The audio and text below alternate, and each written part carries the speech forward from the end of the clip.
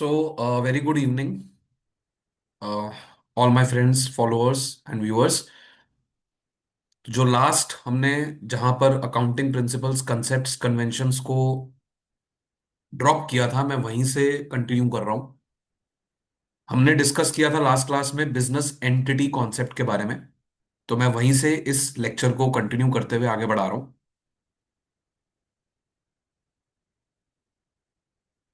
Accounting principles, concepts, conventions and standards का ये part 2 है। हमने लास्ट क्लास में जो लास्ट कॉन्सेप्ट के बारे में बात की थी वो था अकाउंटिंग एंटिटी या बिजनेस एंटिटी कॉन्सेप्ट। ये कॉन्सेप्ट हर बिजनेस एंटरप्राइज को फॉलो करना पड़ता है, चाहे वो ग्रोसरी स्टोर हो आपके एरिया का, चाहे वो कोई पार्टनरशिप बिजनेस हो जैसे कि लॉयर्स की फर्म हो, या चाहे वो कोई कंपनी हो जैसे कि रिलायंस जैसी कंपनी या टाटा जैसी कंपनी। ये कॉन्सेप्ट कहीं ना कहीं सब एंटरप्राइजेस फॉलो कर रही हैं। और इस कॉन्सेप्ट का सिंपल मतलब है कि बिजनेस और बिजनेस के मालिक, ये दो सेपरेट एंटिटीज हैं। ये दो सेपरेट और डिस्टिंक्ट एंटिटीज हैं। और आप अगर अकाउंटेंट हैं, आप अगर अकाउंटिंग कर रहे हैं, तो आप बिजनेस एंटरप्राइज के अकाउंटेंट हैं, ना कि ओनर्स के अकाउंटेंट हैं। तो जो भी प्रॉपर्टीज बिजनेस के अंदर लाई जाएंगी या बिजनेस से जाएंगी, वो बिजनेस की ही प्रॉपर्टीज होंगी, वो बिजनेस की ही चीजें कहलाएंगी। वो ओनर से उनका कोई कनेक्शन नहीं माना जाएगा। हर ट्रांजैक्शन आपने बिजनेस के पॉइंट ऑफ व्यू से रिकॉर्ड करना है, ना कि ओनर के पॉइंट ऑफ व्यू से। आगे अगर मैं कुछ टर्म्स रेफर करता हूं, जैसे कि मान लीजिए कैश या बैंक अकाउंट्स, तो वो ओनर के कैश और ओनर के बैंक अकाउंट को रेफर नहीं कर रहे। वो बिजनेस के कैश और बिजनेस के बैंक अकाउंट को रेफर कर रहे हैं। ठीक है। जो भी ओनर बिजनेस के अंदर इन्वेस्ट करेगा ना, वो इसी कॉन्सेप्ट के वजह से बिजनेस के लिए एक तरह की इंटरनल लायबिलिटी बन जाएगा। और उस इंटरनल लायबिलिटी को हमने नाम दिया है कैपिटल। कैपिटल के बारे में अगर आपने देखना है, तो आप मेरे चैनल पे पीछे जाके इंपॉर्टेंट अकाउंटिंग टर्म्स में एक्सप्लोर कर सकते हैं। इंपॉर्टेंट अकाउंटिंग टर्म्स के लेक्चर के अंदर मैंने कैपिटल के बारे में बात की हुई है। ठीक है। तो कैपिटल टर्म ओनर का रिप्रेजेंटेशन है यहां बिजनेस के अंदर। It's an internal liability for the business. ये वो पैसा है जो ओनर ने बिजनेस में इन्वेस्ट किया है, और बिजनेस के लिए एक तरह का ये लायबिलिटी कहा गया है, कर्जा कहा गया है। जो भी प्रॉफिट्स बिजनेस कमाएगा, वो बिजनेस ओनर की इनकम मानकर कैपिटल में ऐड कर देगा। और जो भी लॉसेस बिजनेस सफर करेगा, वो ओनर की कैपिटल में से उसको माइनस करता जाएगा। तो whatever profits are earned by the business, they will be added to the capital of the owner. कि ओनर के मेहनत का ये रिजल्ट निकला जो हमने उसकी कैपिटल में जोड़ दिया।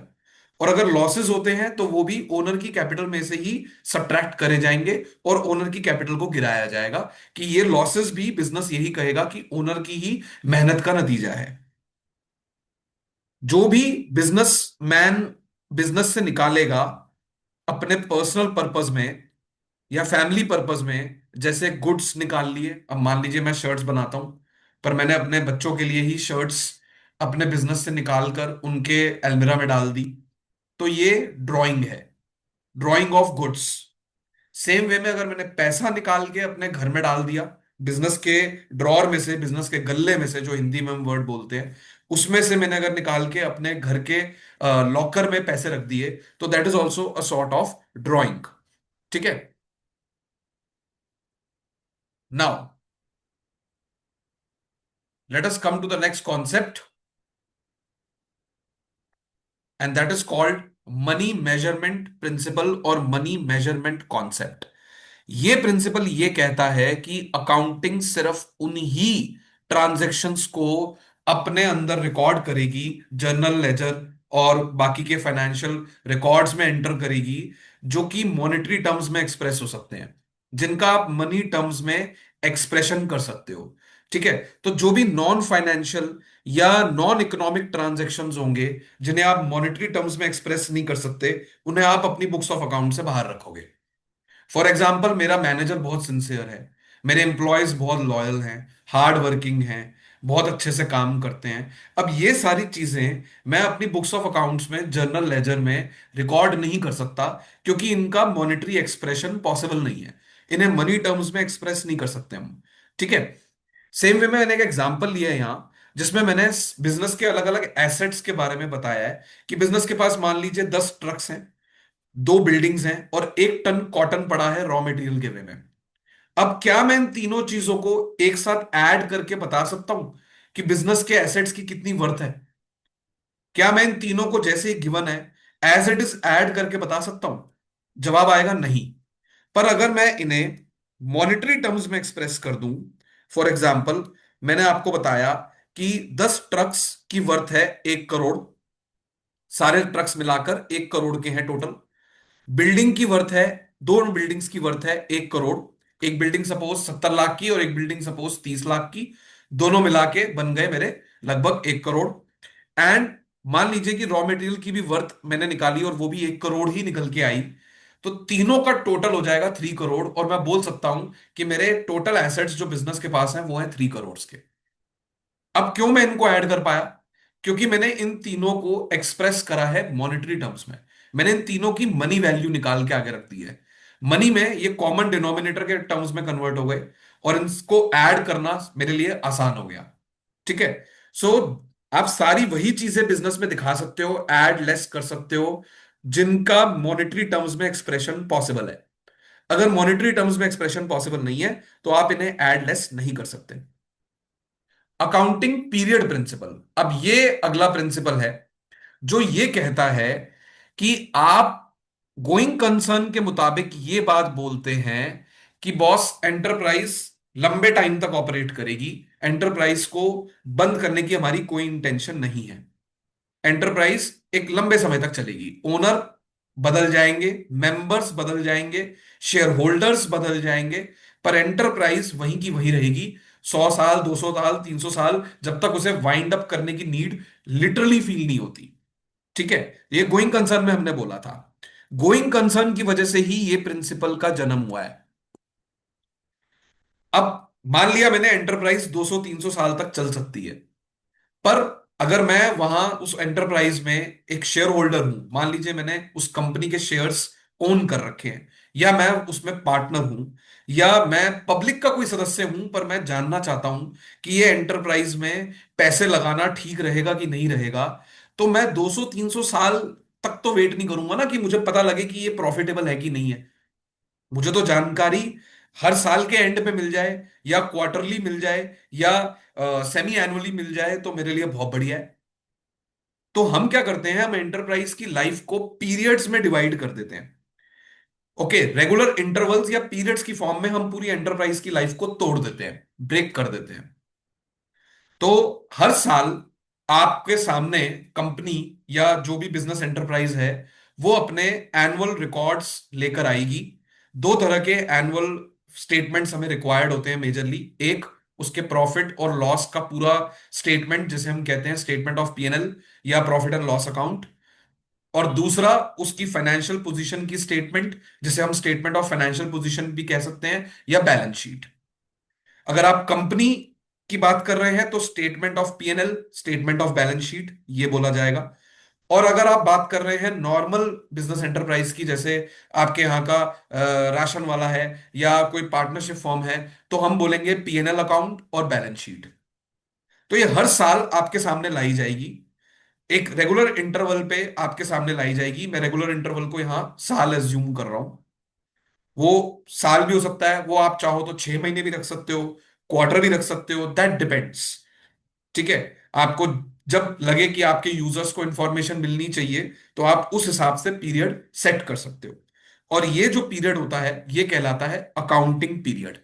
ये जो रेगुलर इंटरवल में आपने अपनी एंटरप्राइज की लाइफ को बांटा है, इस रेगुलर इंटरवल को कहते हैं अकाउंटिंग पीरियड। ठीक है।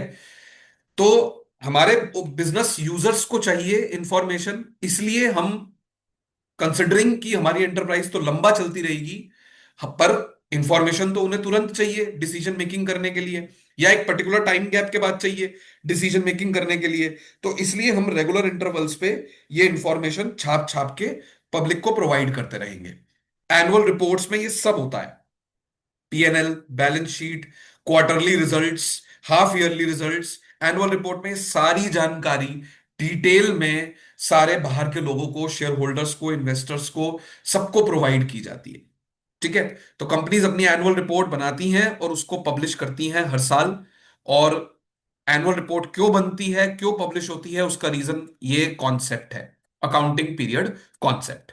दो तरह के पीरियड्स के बारे में हमारे अकाउंट्स में बात की गई है। एक होता है हमारा कैलेंडर ईयर, जो कि कैलेंडर की तरह ही होता है, 1 जनवरी से शुरू होगा, 31 दिसंबर पे खत्म होगा। और दूसरा हमारा होता है फाइनेंशियल ईयर, जो कि 1 अप्रैल से शुरू होगा और 31 मार्च पे खत्म होगा। जनरली हम ये वाला ईयर फॉलो करते हैं, 1 अप्रैल से 31 मार्च। अब अगला कॉन्सेप्ट जिसके बारे में मैंने यहां बात की है वो है मेटीरियलिटी प्रिंसिपल। आपके बिजनेस में कई तरह के इवेंट्स होंगे, कई तरह के ट्रांजैक्शंस होंगे, आप स्टेशनरी की आइटमें भी खरीद रहे होंगे, आप रेंट भी पे कर रहे होंगे, आप रिपेयर एंड मेंटेनेंस भी करवा रहे होंगे चीजों का, आप रॉ मटेरियल खरीद कर उसको कन्वर्ट कर रहे होंगे फिनिश प्रोडक्ट्स में और बेच रहे होंगे। कई तरह की एक्टिविटी आपका बिजनेस हर महीने करेगा। ठीक है। अब कुछ एक्टिविटीज ऐसी हैं जो आपके से बिजनेस को बहुत ज्यादा इंपैक्ट करेंगी, उनका इंपैक्ट बहुत ज्यादा होगा। अगर आपने उन चीजों को अपने फाइनेंशियल स्टेटमेंट्स में, पीएनएल में, बैलेंस शीट में रिवील नहीं किया, तो कहीं ना कहीं यूजर्स का जो डिसीजन है कि आपके कंपनी में, आपके बिजनेस में पैसे लगाएं या ना लगाएं, वो अफेक्ट हो जाएगा, उस पर बहुत इंपैक्ट पड़ेगा। ये एक्टिविटीज, ये ट्रांजैक्शंस, ये आइटम्स जिनका आपके यूजर्स के डिसीजन मेकिंग के ऊपर इंफ्लुएंस होगा, उसे हम कहते हैं मटेरियल आइटम्स, मटेरियल ट्रांजैक्शंस। और मेटीरियलिटी प्रिंसिपल कहता है कि ऐसी चीजों को तो जरूर दिखाना होगा। मटेरियल और नॉन मटेरियल आइटम्स में जो अंतर आएगा वो आएगा नेचर और अमाउंट के आधार पर। कुछ चीजें नेचर में मटेरियल बहुत होंगी और कुछ चीजें नेचर में इमेटीरियल होंगी। और ऑब्वियसली अमाउंट्स में जो मोटी अमाउंट्स की आइटम होंगी, बड़ी बड़ी अमाउंट्स की आइटम होंगी, वो आपके लिए मटेरियल हो जाएंगी, और जिनका अमाउंट कम होगा, इनसिग्निफिकेंट होगा, छोटा होगा, वो आपके लिए इममेटीरियल हो जाएंगी। इममेटीरियल वाली एक पल को आपने अगर नहीं भी दिखाई अपनी पीएनएल में या बैलेंस शीट में, तो चलेगा। दो ये कहा जाता है सब कुछ दिखाओ, कोई आइटम नहीं छोड़नी। 10 रुपए भी खर्च हुए हैं तो 10 रुपए का भी हमें रिकॉर्ड कायदान तो देना चाहिए। बट अगर आप इममेटीरियल आइटम को भूल भी जाते हैं, बाय चांस रह भी जाती है, इग्नोर हो जाती है या एरर हो जाता है, तो चलेगा। मेटीरियल आइटम जो बहुत इंपॉर्टेंट है, जिसका डेफिनेशन रेड में ऊपर मैंने दिया हुआ है, जो यूजर्स का डिसीजन मेकिंग कैपेसिटी इंफ्लुएंस कर सकता है, उसको नहीं भूलना। ठीक है। तो यहां एक एग्जांपल मैंने लिया है कि मान लीजिए आपकी बिजनेस फर्म 15 करोड़ रुपए का एनुअल टर्नओवर रखती है, और पूरे साल के दौरान एक रिपेयर मेंटेनेंस का खर्चा आ जाता है आपके आगे 25,000 रुपए का।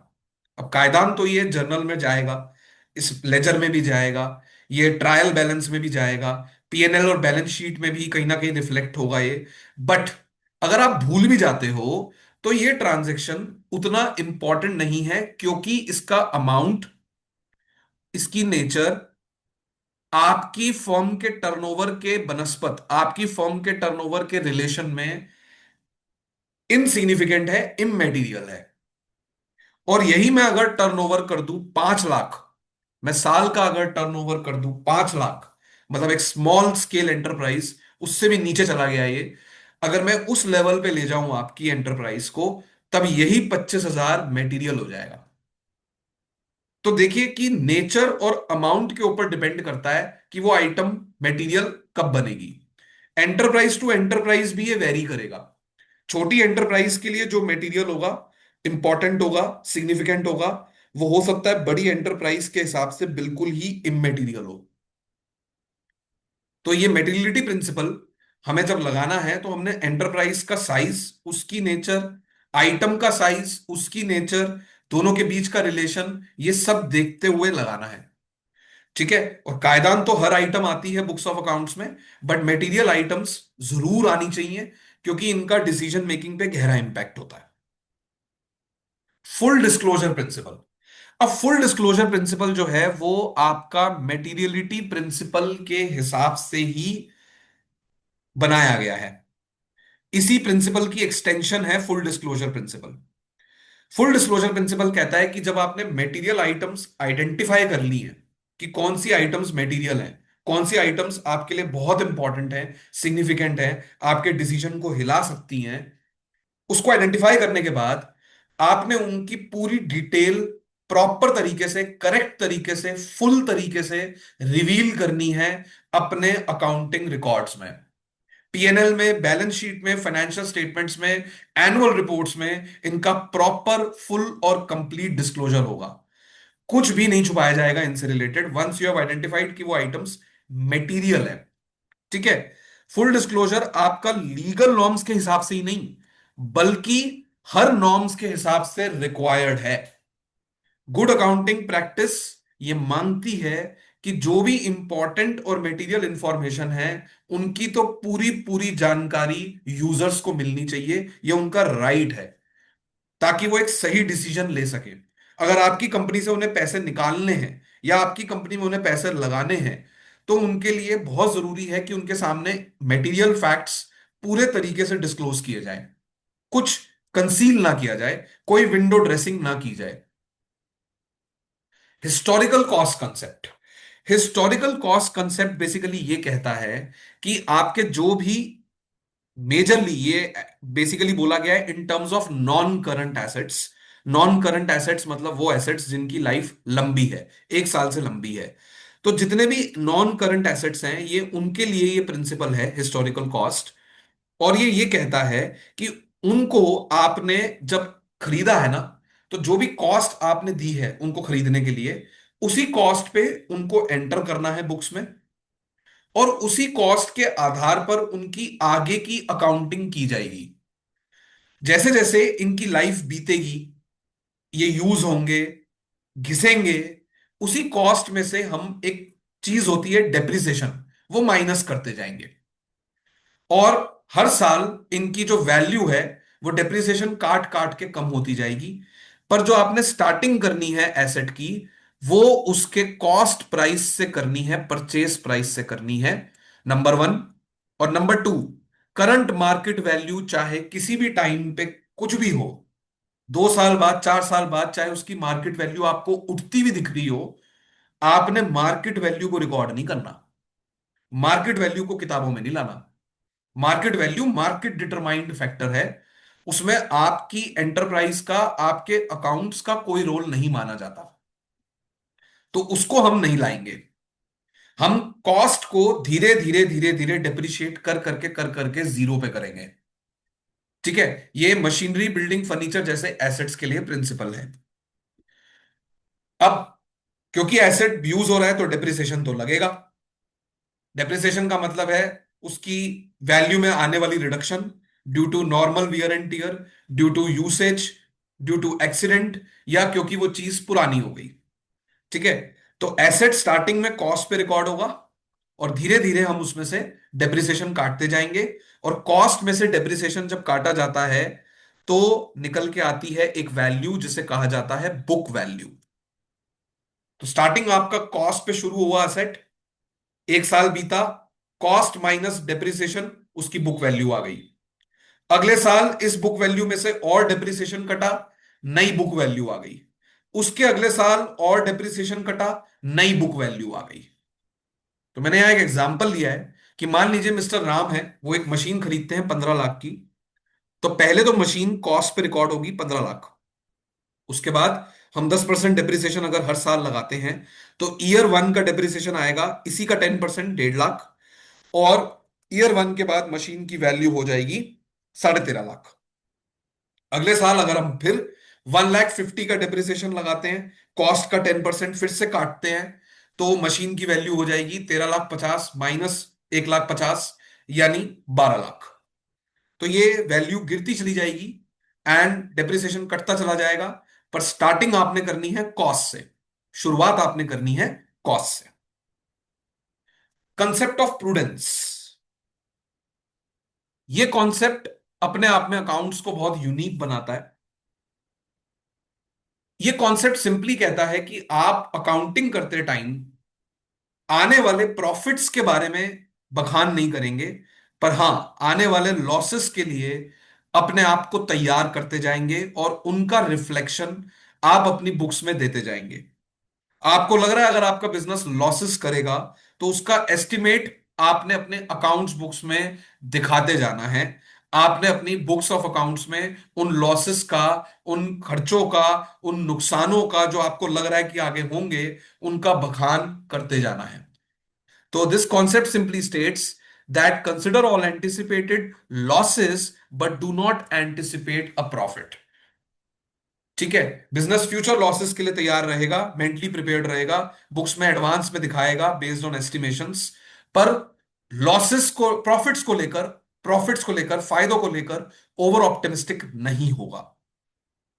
कंसेप्ट का पर्पस यह है कि आपके जो भी फाइनेंशियल स्टेटमेंट्स हैं, फाइनल अकाउंट्स हैं, जो साल के एंड में बनते हैं, जिन्हें हम ट्रेडिंग पीएनएल और बैलेंस शीट कहते हैं, ये ज्यादा अच्छी पिक्चर ना दिखा दें, ज्यादा प्रॉफिटेबल पिक्चर ना दिखा दें, ज्यादा लोगों के अंदर लालच ना पैदा कर दें, विंडो ड्रेसिंग ना खड़ी कर दें। ठीक है, तो इस प्रिंसिपल के आधार पर एक असेट होता है हमारा इन्वेंट्री नाम का, स्टॉक नाम का, जिसकी वैल्यू कभी कभी दिन के हिसाब से चेंज होती है और कभी कभी महीनों के हिसाब से चेंज होती है। इन्वेंट्री की जब हम अपने फाइनल अकाउंट्स में, ट्रेडिंग अकाउंट में वैल्यू डालते हैं, दिखाने के लिए कि साल के एंड में कितनी क्लोजिंग इन्वेंट्री बची है, कितना क्लोजिंग स्टॉक बचा है, कितना माल अभी बिकना बाकी है, तो जब हम लास्ट में इसकी वैल्यू रिवील करते हैं, तो इसकी वैल्यू रिवील करते टाइम हमारे सामने दो ऑप्शन होते हैं। या तो हम कॉस्ट वैल्यू लें, या हम मार्केट वैल्यू लें। आपने कॉस्ट लेनी है, आपने इसे कॉस्ट पे रिकॉर्ड करना है। ठीक है, क्योंकि अगर आपने इसे मार्केट वैल्यू पे रिकॉर्ड कर दिया और मान लीजिए मार्केट वैल्यू ज्यादा है, तो फिर ग्रॉस प्रॉफिट आपका आ जाएगा। कॉस्ट पे तब रिकॉर्ड करेंगे जब कॉस्ट कम होगी। अगर सपोज मान लीजिए कि मार्केट वैल्यू कम हो जाती है और कॉस्ट ज्यादा है, तब आपने इस एसेट को मार्केट वैल्यू पे रिकॉर्ड करना है, कॉस्ट पे नहीं। तब आपने प्रिंसिपल को इस तरीके से अप्लाई करना है कि मार्केट वैल्यू को आप ट्रेडिंग अकाउंट में दिखाएंगे, तो जो भी दोनों में से कम है ना, उस डेट पर हम उसको रिफ्लेक्ट करेंगे। अगर कॉस्ट कम है, हम कॉस्ट को रिफ्लेक्ट करेंगे। अगर मार्केट वैल्यू कम है, हम मार्केट वैल्यू को रिफ्लेक्ट करेंगे। क्योंकि ये जो स्टॉक है जो साल के एंड में बचता है, जैसे हम क्लोजिंग स्टॉक कहते हैं, ये आपका कैलकुलेशन में यूज होता है ग्रॉस प्रॉफिट की। इससे ग्रॉस प्रॉफिट की फिगर निकलती है। तो अगर ये ज्यादा ले लिया आपने, ग्रॉस प्रॉफिट ज्यादा आ जाएगा। अगर ये कम लिया, तो ग्रॉस प्रॉफिट कम आएगा।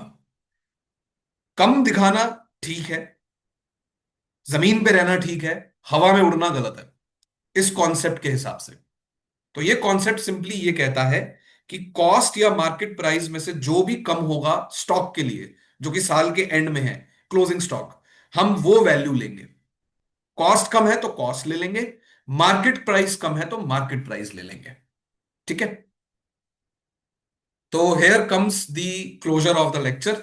आई hope you liked it, and please अपने कमेंट्स दीजिए। अगर आपको लगता है कि मेरे लेक्चर्स में कुछ इंप्रूवमेंट का स्कोप है, तो मुझे जरूर बताइए। अपने फ्रेंड सर्कल में शेयर करिए, जो भी 11वीं 12वीं के आपके फ्रेंड्स हैं, रिलेटिव्स हैं, सर्कल में हैं। अगर आपके कॉलेज में कुछ फ्रेंड्स हैं जिनको अकाउंटिंग के बेसिक्स समझने हैं, तो आई होप ये लेक्चर सीरीज उनके भी कुछ काम आएगी। Thank you so much. God bless you. Good night.